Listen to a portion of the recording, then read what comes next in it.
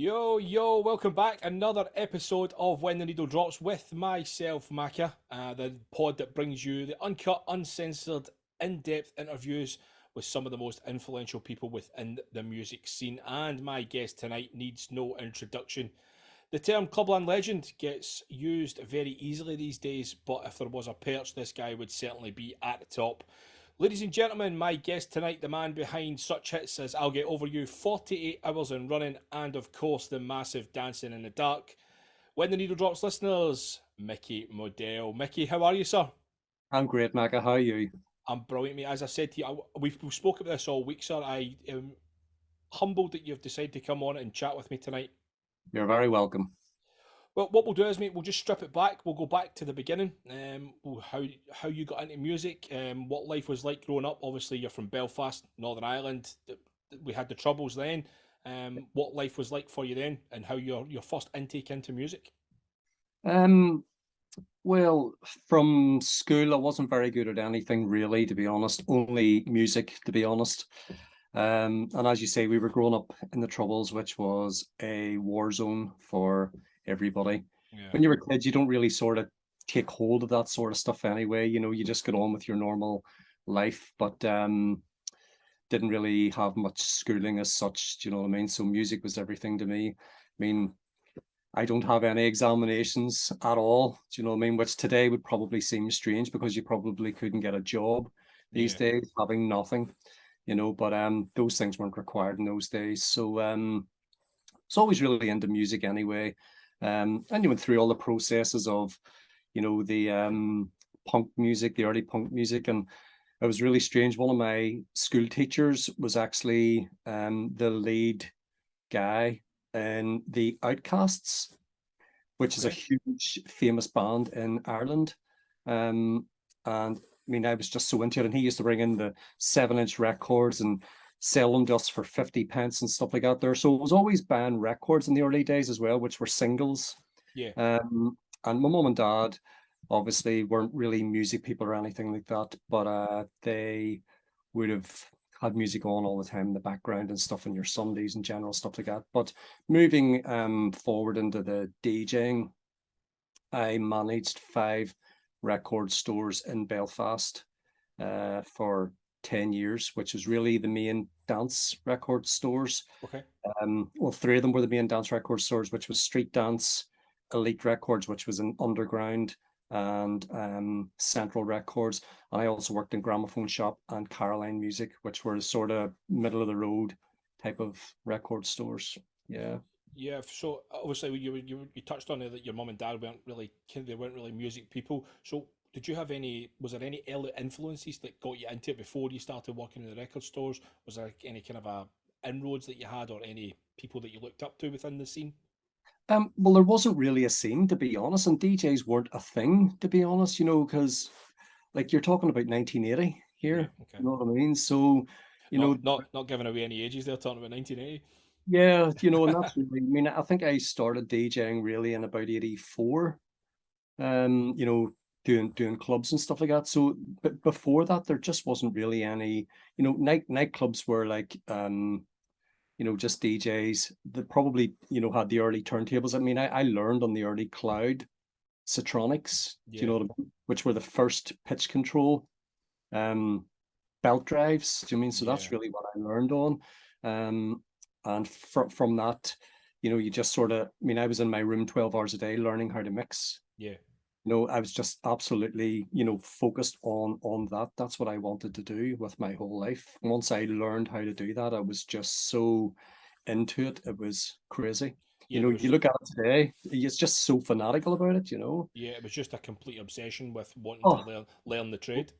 total. And again, there wasn't really as such as a trade at that time Hmm. because there wasn't really, probably people like, who we all look up to, people like Carl Cox and stuff. I mean, that was still probably, they were probably doing the same things as what we were doing in those Yeah, days before the early raves. Do you know what I mean? yeah, So you were just learning, how to mix. And I was really into sort of European music, electronic, Italian stuff, high energy music, which was really the thing then in the 80s. yeah. And I was just focused on that really. Yeah. So was that the kind of stuff that you were playing in the early 80s? Was the kind of Italian stuff, and then maybe moving on to like the Chicago house, and Yeah. progressing onto that? Yeah. I mean, that was totally it. And sort of, disco records, obviously, in those early days.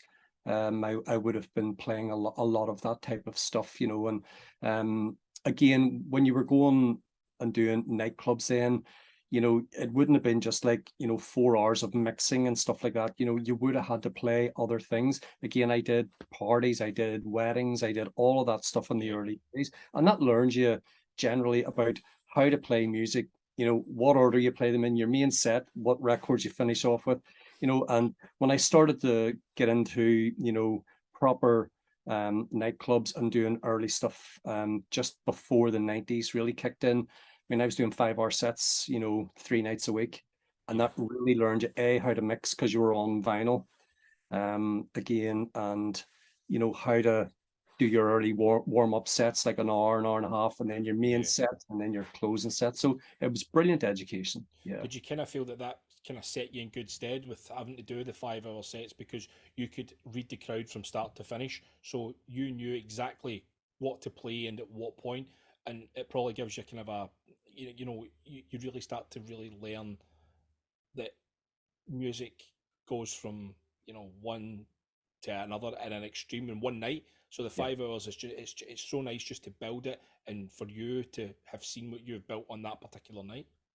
And that is very important. And again, these days I do a 1 hour set, Hmm. and sometimes I think, God, how could I probably do a 5 hour set? Yes, you could go back to that and do that. You've got those years of experience doing it, but it's just completely a different ball game today, what I'm doing now to what I was doing then. But I loved every minute of that because, again, it's a learning process. Yeah. Yeah, absolutely. Obviously, you were saying that you kind of went into the nightclubs just before the kind of before the 90s. With the nightclubs in Northern Ireland, was it straightforward? Obviously, there was the troubles at that point. Was it straightforward, or did you guys have issues of couldn't play there, or couldn't play here, or kind of vice versa? It never really happened with me, to be honest, because um, I worked for in the sort of 90s. There was a company called Intelligence, and they would have had um, the sort of the 7 or 8 biggest DJs Yeah, with them who done all the early tapes and all the early CDs. And there was Robbie Nelson, which I'm sure X-Ray Side, Bin Man, myself, Tizer. We were sort of the main people, and we sort of did all of the bigger places, or the early days of Kelly's and things like that. Tracks, Exit 15. All the main big places, which again, all of them are all gone now. yeah, Um, and again, Scotland was very much like that because we would have had, QFX, QTEX, Ultrasonic, all of those people over back and forward like on a weekly basis, So we would have been in amongst them doing that stuff. But that was really, a great time for doing that stuff and to be DJing and doing that. That was just an amazing time. Yeah. yeah. Because obviously you spoke there about Kelly's and stuff like that, and I wasn't about at that at that early stage. But you look back and you watch videos and you see photos and you speak to the older Scottish DJs, as you said, QFX, QTEX, Trevor Riley, Trevor, right? Yeah, all of those guys. who were Yeah. over working with the likes of Tizer and stuff like that, Yep. and they speak so highly of Yeah. what it was like over there, Port Rush. Amazing. It was amazing. And truthfully, Belfast was such a war zone. Um, and people couldn't go to certain venues from a Yeah, certain side yeah, of and course. not work on both sides. But see, when people went out of town, they mixed together and they Yeah, had such great nights. And again, those were the best nights ever, and you rarely seen trouble in the early days either at any of those, the like of Kelly's and stuff like that. People were there to have great fun, and nobody really cared about what religion you were or whatever. absolutely, I have friends from then that I still have now that are mixed on both sides, of and course. like, it was never about any of that for us personally. We were just there for the music. We were DJs, and I'm there to entertain. I was always there to entertain. So, who were the DJs that were kind of about the same time as you when you first started? I know you touched on a couple there. Tizer obviously being the Well, one they that. they were all after me when I started. I can't, you know, like that was probably 10 years after I'd started DJing. Do you know what I mean? So um the ones I can't really remember any at the time in the early 80s, because it was just really like radio DJs or Yeah, personality DJs and things like that. And a lot of the venues, I mean, they weren't like, you know, like the 90s gigs, you know, it was pre that sort of thing, you know. So it was like I remember the change around as far as music was going, because I was always in London in the early 80s as well. And you were playing music like middle of the road. And again, as I say, I was really into high energy music and European music. And I remember Black Box, Numero Uno, and there was another track. I can't remember exactly what it was, but I started to notice that change in music at yeah. that time. And I Because think I was maybe 87, 88, 89, something like I that. was going to Yeah. say that because Black Box would have been just probably just before, right before the 90s. So I was going to say maybe Yeah. 89. Yep, and I Obviously. remember being in London and seeing that the original import with her face on the cover, Mhm. and I was like, my goodness. And the record shop that I used to go into was called Tracks. It was in Greek Street. Two of my friends owned it, and they would have been like literally strictly high energy and European music. And I remember going in and all of this new music. I think they called it, was it Belgian beat or something like that, or new beat or something. There was a lot of the stuff was coming out of Europe, and Okay. obviously Black Box Right on Time was like the biggest record at the time. You know, Yeah, Black Box Red on Time probably changed the landscape. Uh, totally.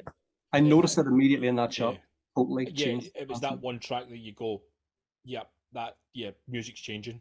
Yep, completely. You know, and it was great to be around that time. I mean, I was going to the early warehouse raves before the raves were really a thing in London.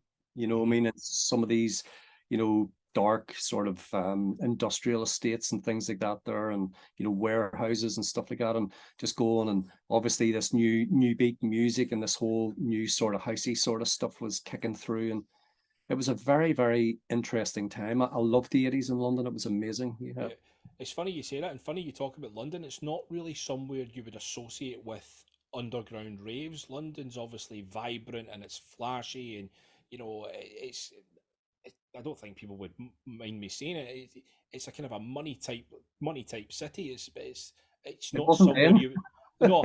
And as you were talking about the underground raves, it's not really somewhere that you would associate with it now. So it's refreshing to hear what was actually happening in London It was buzzing. at that You know, time. the whole thing in London was buzzing at the time, because obviously you had all of the 80s people. You know, I used to go to places like Heaven, the Limelight, all of those places in the early 80s. And, you know, you would have seen a lot of pop stars there. Do you mean obviously, you mean I remember seeing, you know, obviously Boy George, Pet Shop Boys, Meatloaf, all going into the limelight. We were going in together. Do you know what I mean? It was early days.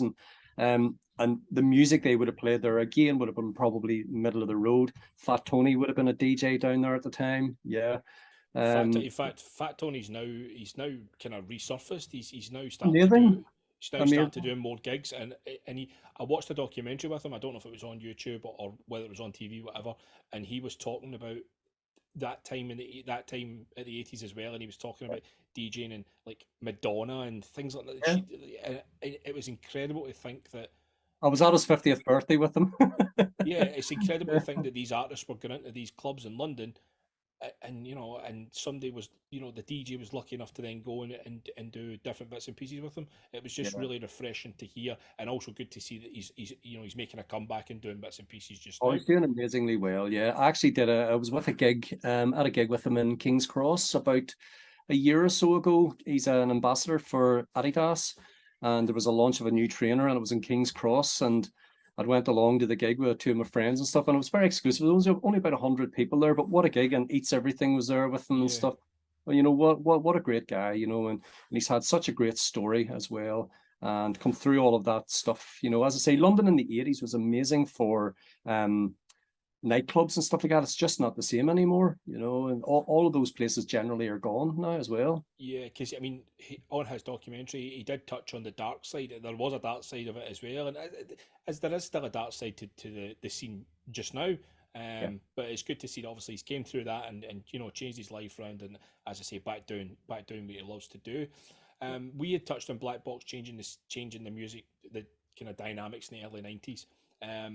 So moving on, where were you starting to do in the early 90s? Was it you getting into the rave scene, or was it you Yeah. still kind of playing the kind of a Chicago house Italian piano stuff, or were you moving more into like the hardcore scene, or the happy hardcore scene, should I say? Well, I never sort of played happy hardcore or anything like that. I never really played anything on that type of thing. I always sort of liked, you know, in the early sort of 90s, things like the club heads, that Blue Label, you know, Mobiz, all of those sort of early things. Again, I worked in the record shop, and I mean, I always had the latest upfront stuff. Do you know what I Yeah, mean? of Like course. sometimes they would have asked me to do, you know, radio shows. We had a show called Cool FM over here, and one of my friends, Mark Wesley, was the main DJ on there. And sometimes I would have went on there and done a 1 hour mix, and literally on the Monday, people would have been in, what the hell were you playing? Yeah.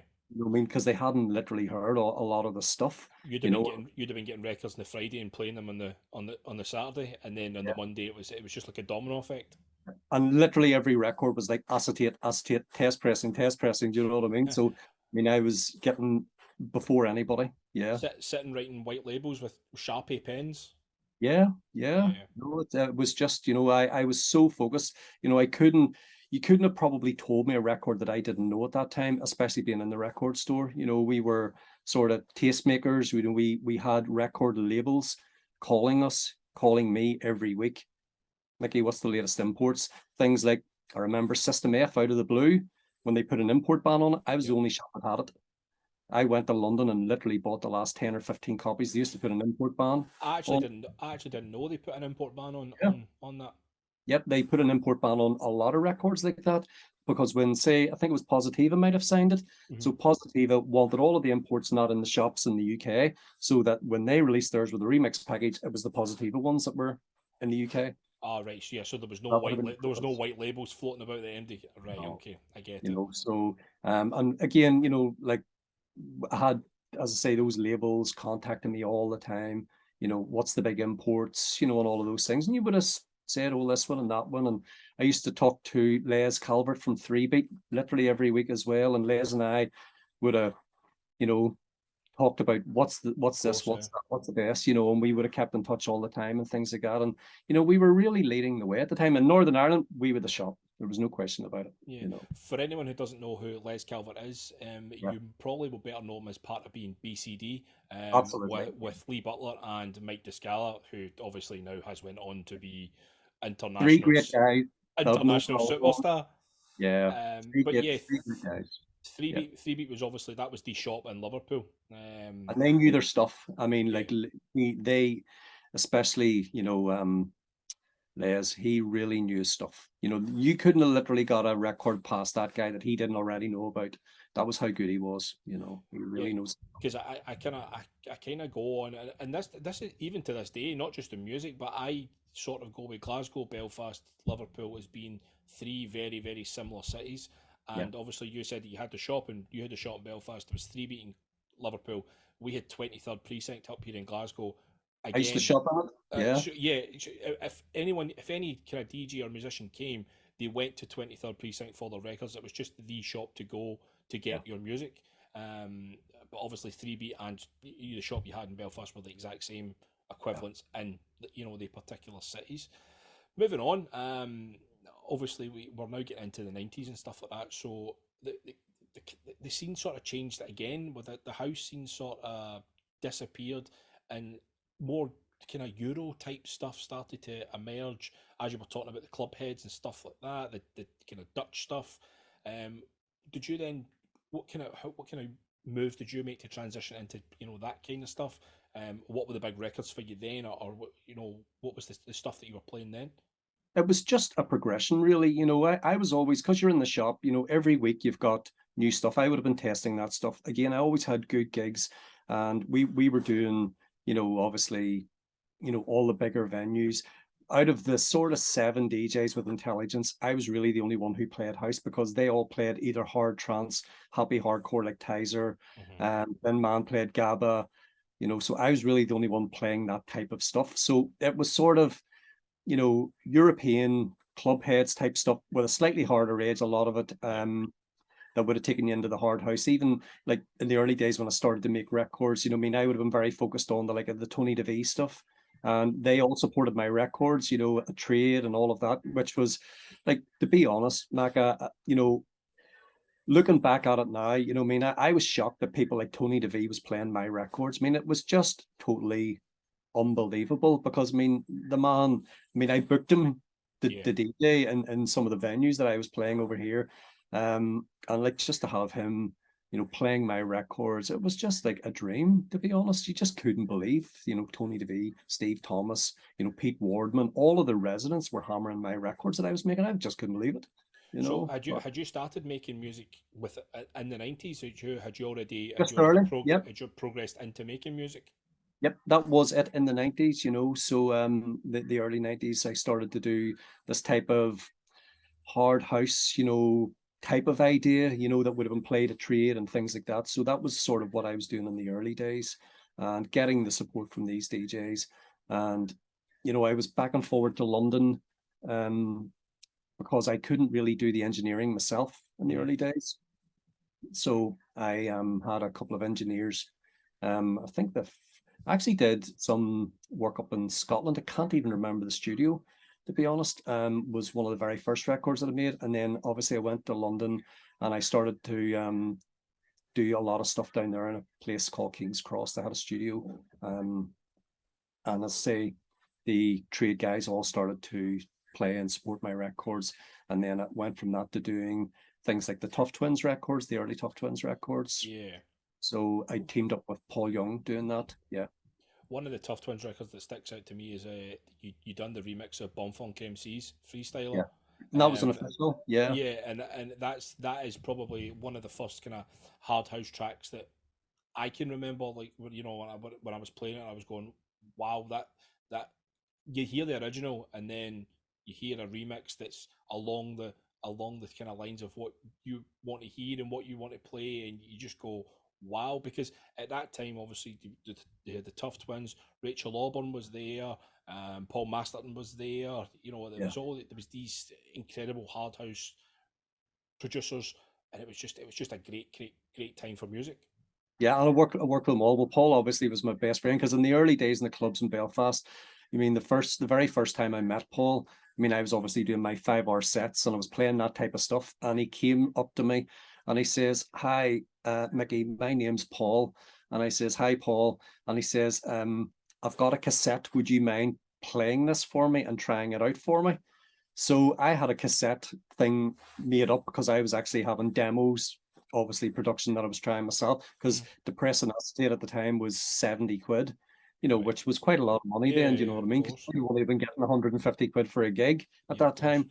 And I remember playing Paul's demos and we just became best friends. We're still best friends today, you know. So you know, but what a guy, what a producer, do you know what I mean? Guy's an absolutely impressive producer, you Yeah, know. it has Paul's stuff speaks for itself, and I mean he's even been on soundtracks for films like Kevin and Perry, so you know his Yeah. accolades speak for themselves. Him Um, and I were very similar because Paul never DJ'd. It was actually me that taught Paul to yeah, DJ. And we have quite a few funny stories with that. But I learned Paul, obviously the DJing skills and stuff like that. And I remember the year that Synth and Strings come out. Um, I had Dirty Disco out. We had two, obviously, the biggest records mm, over the summer, the Tough Twist, Dirty Disco and Synth and Strings. And we got booked to play Eden, Ibiza, okay. together. And Paul says, "Micky, I don't know how to DJ." And I was like, "Paul, you'll be fine. I'll just put the headphones on. I says, and I'll do the mixing, and you can just stand there." And And look like you're doing the mixing. exactly. Looked like he was doing the mixing, and because we had such similar music tastes. Because I used to go records shopping in London, and I would have brought the records back to his studio when he was in Hoxton Square, I think it was. Um, and all of the stuff, the early club heads things and stuff like that, you know what I mean? And we were just so into exactly the same music. So my DJ set and his DJ set would have been literally at that time just the same, you Yeah, know. So, and again, Jules was a great supporter of all of our things that we were doing, you know. my early electro heads, my early tough twins, and all of that stuff.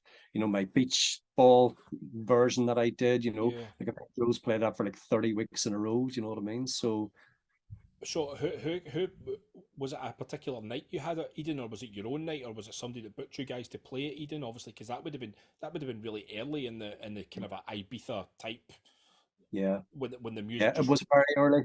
Yeah, it was in the early days. Yeah, and I think I can't remember who it was that booked us. Oh, Ray Davies. Do you remember Ray Davies? I don't. He was the resident out there. Okay. Yeah, Ray was a real nice guy, friends for years, and he knew obviously me, and he knew obviously that Paul had done the synth and strings, and knew we were friends. And he says, "Look, we want to fly you guys out, and we want you to do this Friday gig and stuff like that." And it was a fantastic gig, and we absolutely loved it. It was a real pleasure to do that. It's nice to have, and I still have the original poster from the gig and everything. So it's amazing to have that. Yeah. It must be quite nostalgic to look back on, and you look back at Uh, the early 90s and you go, before yeah. before Ibiza sort of blew up, Yeah.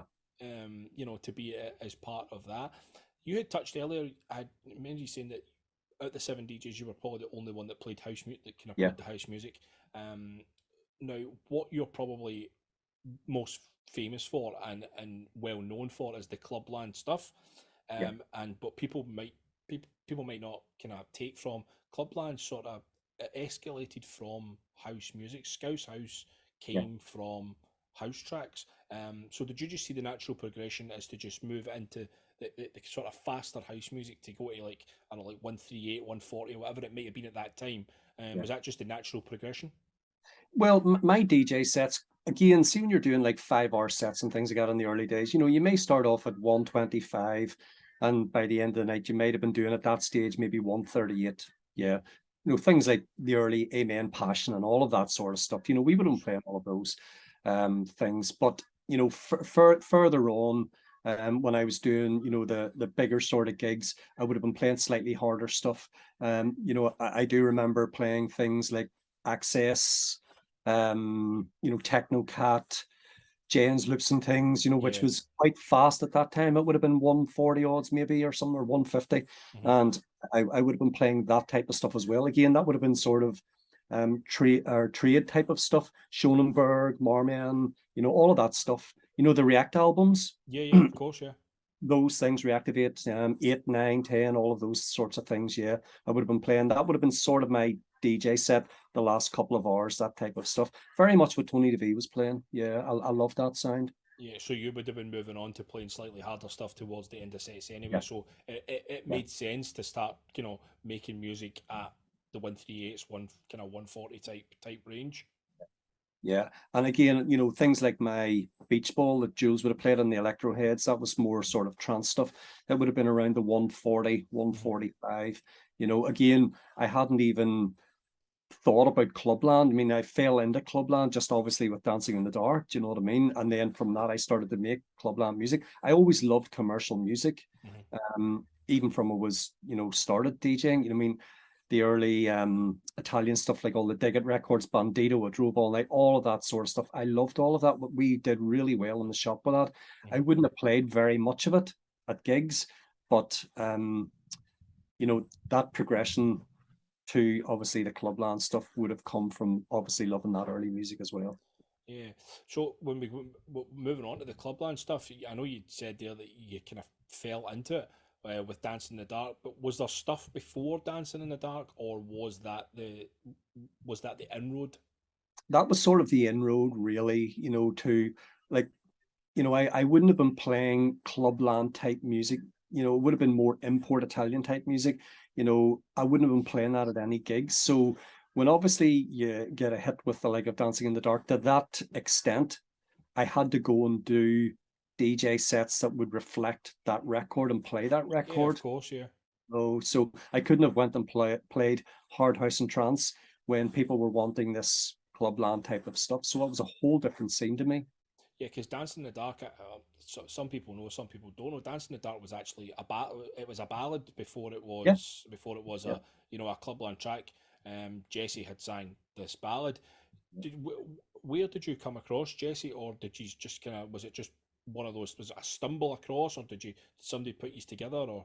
Well, I had done a cover of it, and believe it or not, Karen Danzig, who done Heartbeats, Hmm. I had done the cover with Karen and had the demo and give it to Clubland, Matt and Chris at the label. Yeah. And they said, Micky, this is going to be a smash, but who is the original singer? And I says, Jessie from Belgium. And they said, do you know her? And I says, yep. Can you get her? Yep. And that was really it. So I had to literally take Karen's vocals off and put Jessie's vocals on. And that's really, and they then went with obviously the original vocal. So Yeah. that's how it get transpired. Okay. Yep. I didn't know that Karen Danzig was meant to be your original Yep. vocalist on Dancing in the Dark. I had the record done. I, The record was done with her on it. Yeah. I don't know how I'm starting to think to myself how different it may have sounded to what had it been Karen or whether it had been when obviously ultimately Jesse, but how different it may have been. Um, but Jessie's obviously, vocal is just very unique. yeah, Yeah. absolutely. Even when you listen to the ballad, Mickey, it's Yeah. the ballad's still great. But did you expect? I know Matt and Chris said it was going to be a huge hit, but did you really expect it was going to be the success that it ultimately turned out to be?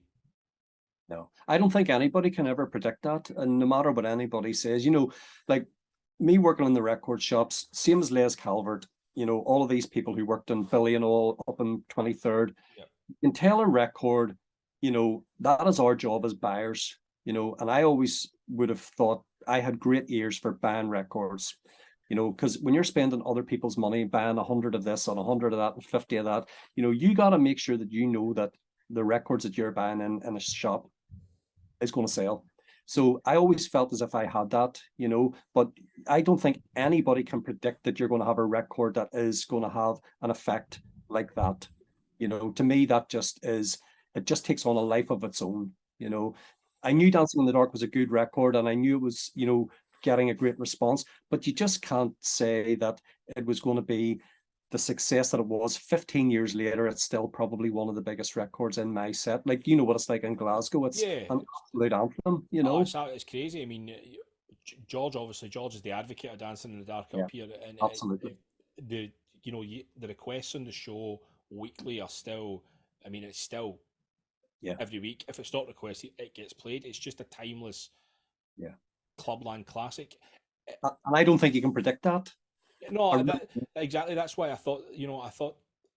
I wonder if people kind of consider that it might be the next successor it is, but then, yeah, as you said, you probably don't actually take any consideration because you just don't know how well something's going to be. yeah, You and could think all day, oh, this is great, and I've worked so hard on this, and it flops, or it could be absolutely. something that you've worked, a Yeah. couple of hours on, and it's your biggest hit. Producers, make records. Like I have a hard drive full of things that, you've made along the way. And you listen back to some and you go, that's an absolutely brilliant track, but it just didn't catch on. Yeah, And you can sit there and make the records and think, these are good and they work well in my DJ sets. They will never have that crossover, type of thing. Dancing in the Dark, like even when I look at the other hits, the Samantha Mumbas, Overuse, Show Me Heaven, those were good records as well. But Dancing in the Dark just had something that resonated with the people. And that's what it comes to, and even still today, the streaming on that record is probably triple what everything else together is. That tells you it just yeah. has a life of its own. You can't predict that. Yeah, I think for me, Dancing in the Dark is probably up there with the likes of Set You Free and Superstar and as Cascada. Every time we touch those iconic vocals, Yeah. that Yeah. everybody you could play it to your granny and your granny would even know that your granny knows the vocal. It's just one of those tracks that just it hits. And you never start out obviously I'm so happy that it did Mhm. get that reaction, but you never set out to actually get that type of record. And I'm sure Entrance would probably feel the same about Set You Free and all of those things. You never set out to have that type of record, but now that it happens, it's amazing that it did happen, and I'm very grateful. Absolutely, absolutely. You had said there about Samantha Mumba and the other tracks that you've done with Jesse, and obviously Dancing in the Dark was your inroad into Clubland. Yeah. You have done copious amounts of remixes for Clubland, and and yeah, probably more than you can even count. yeah, So, hundreds. Yeah. where did the likes of Samantha Mumba and all this come into it? Was that just was that just what you were asked to? Were you just asked to do it, from the label, Well, or I did the original Samantha Mumba mix with the Tough Twins right? 10 years previous. I think it would have been because I think on the same week I had Bomb Funk MC's Freestyler and Samantha Mumba's mix um in the remix. They were in the charts together. I think they were in the same week or something, like in the Mhm. top 10, both of them in the top 10. So it was actually, that. And when I started doing Clubland stuff, I did a new mix of um the Samantha Mumble one, gotta tell you. And I took it across. I used to go back and forward to Matt and Chris at the label every few weeks or whatever it would be, and Yeah. take them like 5 or 6 new tracks. And out of the tracks, the one time that I had went, they said, "Oh, this Samantha Mumba thing is fantastic. It's going to be a smash." Yeah. And they said, "Micky, do you know her? Obviously, she's from Dublin." I said, "Yeah, I know Sam and I know her manager and stuff. Can you get together on this?" And I says, "Absolutely." So I went and I got Sam, and we put the record together properly, and she came up to Actually, my studio. Yeah, I'd actually forgot that she was Irish. yeah, she's from Dublin. Yeah, I'd actually forgot that she was Irish. I think you just automatically assume that she's English, but I actually genuinely forgot that she was Irish. yeah, and done the record, got her up to my studio, and because that was using the vocal on the original release, so we had to do a re-vocal of it. Brought her up and gave the record to Matt and Chris, and again, we did the video, and it was a great smash as well. Brought her on the tours, so it was really great working with Sam as well. Yeah, Yeah, you talked about taking her on the tours. I remember the, yeah, the original Clubland tours back in the day, and I remember you've done the residency. Am I right in saying was it either Es Paradis or Eden? both. Yeah, Both. both. Because Yeah, I remember they and BCM. Yeah, they were huge and they were selling out every single week. Now this was before obviously the music changed, but yeah, it was selling out every week, and it was guys like yourself, Friday Night Posse, Frisco, Flip and Phil, Ultra Beat. It was those iconic names that you associate with Clubland, and then yeah, it started to slightly change, and you noticed like Peter Andre and yeah. Agro Santos and Samantha Mumba, and it sort of started to change, but it didn't really seem to affect the want for the gigs over in Ibiza and Magaluf. They still seem to just sell. Yeah, I think the music, like a lot of the acts they would have done, I did like most of the main, like example, Peter Andres, Cascadas, I did all of those gigs, in both, Tinchy Strider and stuff, BCM and Eden, I think it was at the time. Yeah, And, you know, they did their thing, but then the rest of the night was clubland music. Do you mean they would have yeah, done their live performances and stuff like that? So most of the people there, were obviously there to see the main acts and do their performances and things like that. But for the rest of the day, it was really just clubland anthems and stuff like that. And we had obviously our own people on, as you say, Friday Night Posse, Flip and Phil, and all of that sort of stuff, Chris yeah, Ultrabeat, so it was great times. And I mean, they just absolutely loved that type of sound. Then it was huge, everywhere. yeah. We obviously we started to get towards the kind of mid 2000s, and Yeah, the music changed in Clubland. I don't think anybody would mind me saying it kind of died in its arse, to be blunt. Um, yeah, there was just a want for this big room EDM type stuff. It just changed. Um, at that time, did you think to yourself, I'm now going to need to start making this type of music, or was it I'm just going to continue on with what I'm doing? Was there any thoughts running through your head of the direction that you wanted to go on?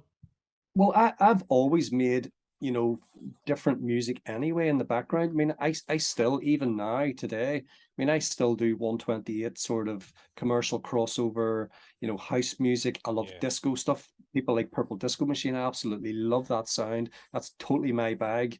Mhm. Um, I still make obviously clubland music and things like that. But you know, and some of the trance or harder stuff. I mean, I was always into all types of music. I mean, I just don't do one Yeah. thing as in clubland, and I always did that in the background anyway. I had other projects running at that sort of dipping time as well. You know, I did a lot of remix work for other artists as well, and you know, collaborations. So you know, I was always doing that type of stuff, and you got to adapt if you want to move forward. You know, you just sometimes you're very lucky maybe if you can do the one thing and stick at it, Yeah. and you know, change. You know, people like Darren Styles, who you know, I mean, is a magnificent producer. You know, like he's now doing, you know, 160, 170, you know, where he was doing happy hardcore. You know, he's had to adapt to go along. And, you know, great people do that move all the time and move with the times or set the times. Yeah. Yeah, of course, when you look back at the early Force and Style stuff, it probably was still running about that kind of 170 mark, and then it changed, and he was doing the commercial stuff at the your 140s, 145s, and he's now back at what he was at The probably 160s. Yeah. what he was at Yeah. probably 25 years ago. Yeah. Um, Yeah. let's kind of let's talk about something else that's very quite important to you. You're actually inducted into the Hall of Fame. Yeah. Very, very privileged to be honest, and the only DJ in Ireland ever, you know, which was quite a shock to me. But I think they couldn't. It's a good thing for me personally, but it's also a good thing for DJs and music producers in our country.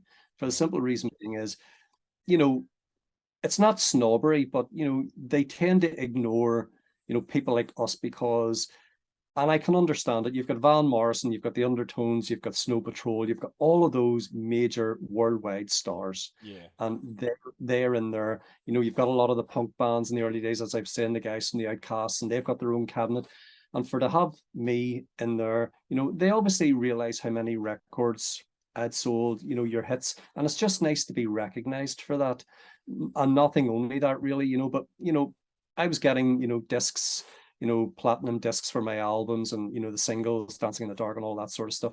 And to have that recognition in that place, you know, it's very humbling to be honest. And I'm very proud of that. And also, hopefully, that opens the doors so that they can recognize other people because there's a lot of great people from here at the moment that are doing extremely well. People like, you know, Billy Gillies and Shugs and all of those people that are playing electronic dance music. yeah. And, you know, there's tons of really great people. And they need to be recognized too for the work that they're doing and touring the world and having all these records. They may not be having national crossover hits, but they got to be recognized for their work and their presence in the industry. Absolutely, and I don't think you could argue. I don't think you could argue at the level of success that they're having just now. As you said, Yeah, you touched on it, Billy Gillis, Shugs, and before that, the likes of John O'Callaghan and absolutely. Yeah, guys like that. I don't think I think they are starting to get recognised for what they're doing. And as you said, it might have been a bit of a people turn a bit of a blind eye because you were DJs and not yeah, these rock and roll stars or pop yeah, stars or those kind of things that you sort of got overlooked. And I do think it was a good thing that they eventually took the time to yeah. induct someone into It it. took a while. Yeah, absolutely, but you'd rather wait a while and get it done rather than it never happen at all. Yeah. So how many years ago was that now that you got inducted? I think it's about 5 or 6 years actually. It's not that long ago, really. Yeah. Yeah. So, you know, it did take a while, but I'm just glad, you know, they give me the recognition on that. And I really appreciate them doing that. And it's just nice to be in there. You'll be in there forever, which is a good thing. So, Yeah, well, you as know. you're right, you say once you're in, you're not going anywhere. Your Oh, name's forever engraved into that I can shrine. die happy now. Absolutely. So we come to the well, sort of the present day. I'm going to touch on a track that you done, and we actually spoke about probably about 3 or 4, maybe was it 3 or 4 years, maybe 5 years ago, when you done the bootleg or the mashup of Beyonce and 40 the Venga Boys 48 Hours, and it Yeah. just blew up. It, Yeah. there's no argument in it, but especially here, Glasgow, it Yeah. exploded, and then Yeah. you then got it resung by Yes. the That's wonderful Simone. the Yeah. wonderful Simone Denny of Love Inc. Big shout Yeah. to Simone. She was actually on the podcast not that long ago, very good friend of ours. And you got it resung. Was it ever actually fully released, or did it ever actually come out? Yes, it did actually come out. It came out on Cheeky, actually. Right. Yeah. Okay. It's up there on Spotify as a proper release and stuff like that. Yeah. But again, I remember giving that to George. I mean, again, you know, George literally made that record happen. There's no question Yeah. about it. I give it to him, and it was actually in my mix that I'd done for him. And I remember Cassie texting me the day that Yeah. it was on, and she said to me, "What was that record you played? That 48 hours or the Beyonce thing, whatever it was?" And I was like, "Oh, it's just something new that I've done." "Oh my God, you got to send me that." And I sent it to George, obviously, and he Yeah. just started hammering it. And again, he breaks so many good records up in Scotland. I mean, the man's a legend, absolute legend. Yeah, Yeah, you're right what you say. and a great supporter of my work. I can honestly say that. You I know, of course, yeah. I don't think. I mean, I don't. I think there's any denial, especially here in Glasgow, that he is the top man. absolutely. There's no questions about it. And as you say, 40 hours, it just blew up, and everybody wanted to hear this track. Every set, on the radio, they wanted to hear this track. And I remember you kindly sending me Yeah, a copy, and I was playing it. And we done a small venue in Hamilton where arguably nowhere was getting the type of DJs that I was bringing into to that place. yeah, And I was playing it week in, and people kept asking me, "What's that track? What's that track? What's that track? Send me this." Send me, and and I was very humbled that you kindly had given me the play of it. Um, so as I say, we come to the present day. You are now back touring with Clubland all over the place, and yeah, it might arguably be bigger now than it yeah. ever was. Maybe not musically, but certainly for the tours and the gigs that you guys are doing, it's probably arguably bigger than what it ever was. Huge. The amount of gigs in already. I mean, I must have, I would say 50 in already this year. I mean, that's probably going to go to 100 very quickly, with all the Spanish things in It's already. crazy. Yeah, and like I've even, the festivals, the 90s festivals, the Clubland festivals, the Weekender, the Beach. I mean, I'm doing Scooter with, I think, Shugs and Will Atkinson, your Scottish friends. Do you know what I mean? Yes, big He's shout to Big Bill. I love Will Atkinson. He's a real legend, and he does some great stuff as well. But we're even doing gigs with them, so it just shows you, and Scooter, obviously, but Yeah, the scene is just so healthy at the minute. It's great. I have But I noticed it. also think it could be, yeah, I think it could be as well COVID. People were Mhm. locked in for a couple of years nearly, and Yeah, they're they desperate to get realized, out. yeah, they realized what it was like to be in, and not being able to go out and And it was experience. shit to be in. Let's be honest. Terrible. Um, in fact, just as you mentioned that, how was that time for you? Well, studio stuff, that's how I concentrated. I mean, that's Right? 16 months. I was lucky in a way, Maka, because Northern Ireland was completely closed down. I was lucky enough I was getting English gigs. So at the end, at 16 months, I mean, I was probably 6 months ahead of everybody else where I was able to go to England back and forward and do the gigs Yeah, clubland. The first few gigs were never seen anything like it. Everybody was in square boxes, square yeah. cages.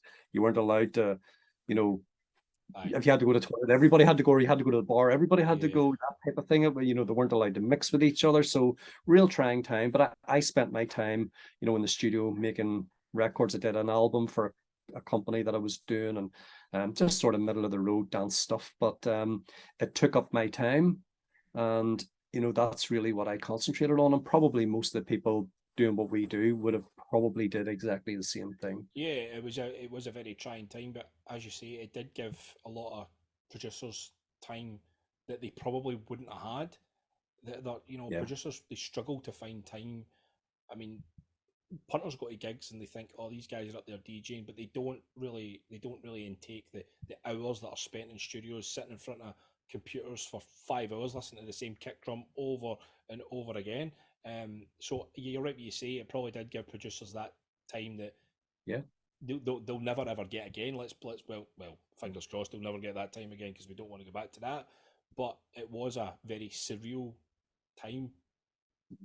because you're focused these times as well. Like I know for me this year already, I'm looking at my diary and going, it's crazy the time, that you're going to need to travel, like maybe Friday, Saturday, Sunday. Like I was looking at my diary yesterday, and a Friday I'm maybe in Spain, Saturday I'm somewhere in the UK, Sunday I could be somewhere else, and then flying back to Ireland on Monday. And then by the time you get over that, you're ready to go again on the Friday to wherever else and do exactly the same thing all over again. Very hard to do studio work and do all of that as well. Yeah, I mean, like Monday, Tuesday, Wednesday, Thursday. I mean, you just don't have the energy or the time to it's do all of probably that. it's probably nigh on impossible to be able to fit time in and gig to that extent, as you say. If you're in Spain the Friday, UK Saturday, possibly back to Spain Sunday or another country on Sunday, and then back to Ireland on the Monday, that it would be impossible to fit that time in. So, yeah, I think the COVID situation for producers was nice for that sense, Amazing. but Yeah, we know, but amazing. with we know gigs to play that music out to, it started to get frustrating Yeah. after so long. And I really missed it, I must say. Like when you're used to doing this, I'm DJing 30 odd years now, and when you're used to doing that, 2, 3, 4, 5 times a week, whatever it may Yeah, be at times, you really do miss like having to sit at home on a Saturday night. I mean, yeah, it was just, I probably haven't done that in 25 years or whatever it would be. It was just like, yeah. my goodness, Do you think it was a culture shock. do you think we sort of took it for granted for a long time, and then when it wasn't Yeah. there, you realise how much You realize what you have and what you yeah, miss. Yeah. Yeah. yeah, And, I you kind of know, thought that as well. it did put that into perspective for you. It's obviously maybe nice to get a rest. For me anyway, it was nice to get a rest and I focused on other things. But just to have that break, you realize how much you actually really love DJing, Mhm. B traveling, and just being around people and music industry people. That's what I love. It's a very social thing for me as well. Yeah, And I because see a lot of the same people all the time, but it's great to see them. yeah, because you really you love traveling out with music as well. Because Yeah, I absolutely. always see your photos on Instagram. You're always here. You're there. You're everywhere. Traveling's Yeah. quite a big thing for you.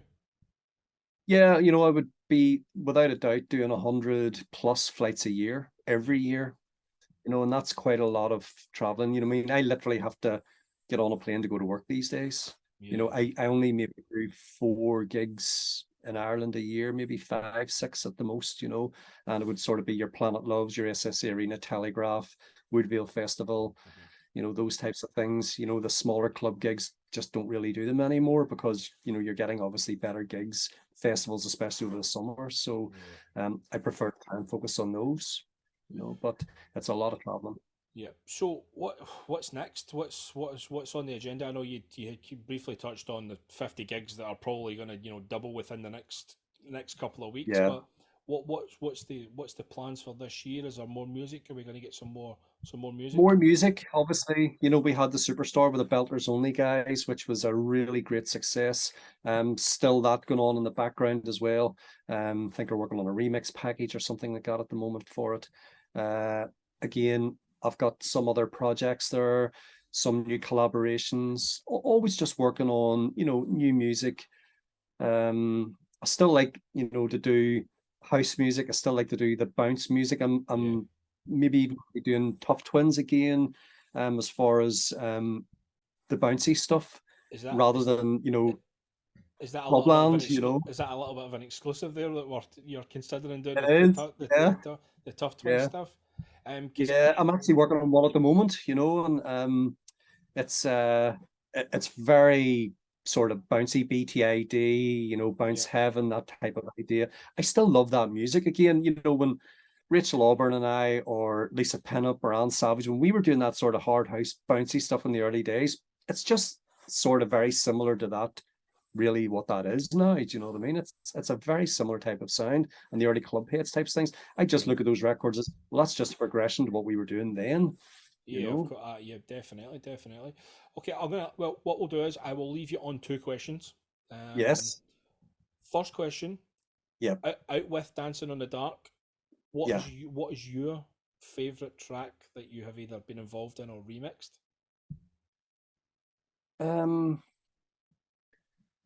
I think the most satisfaction that I ever got was the Pink record got as a DJ, because my manager is a guy called John Truelove.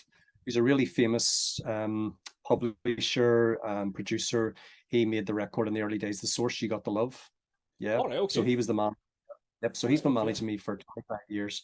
And John came to me and he said, Micky, we've got a remix on a Pink record.